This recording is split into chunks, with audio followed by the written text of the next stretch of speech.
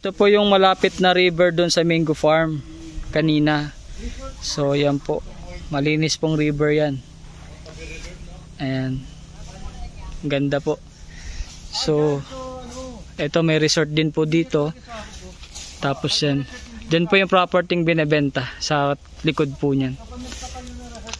Ito po yung daanan ng property.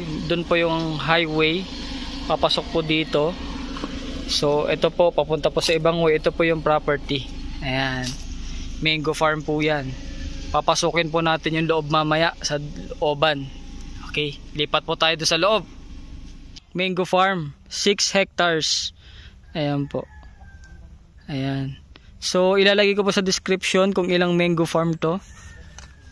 Tapos ayan po, may river na po dyan sa kabila. Papakita po namin sa drone mamaya. Ayan po siya, ang ganda, lawak. Bukod po sa mangga, may mga kasoy. Ayan, may kasoy. Marami pa po mga fruit bearing trees dito. Ayan po. Pakita po namin sa inyo yung kabuuan ng drone footage para makita niyo po kung gaano kalawak. Ayan po.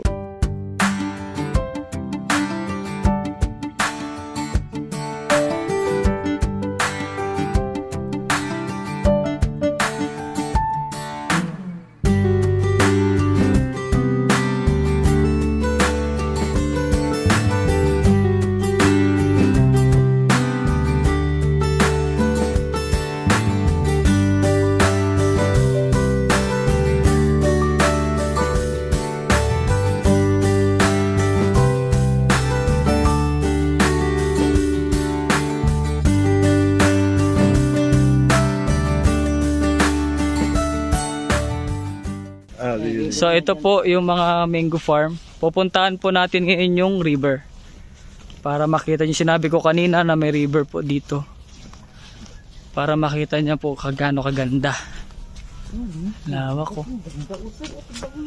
Oh, ayan, ayan si Sir Chris. Kasi naabot ko kayo dito.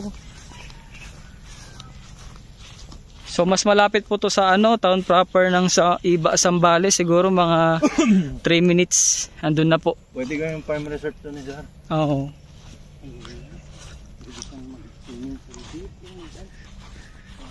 Tapos yung mga ka-atage ka mo sa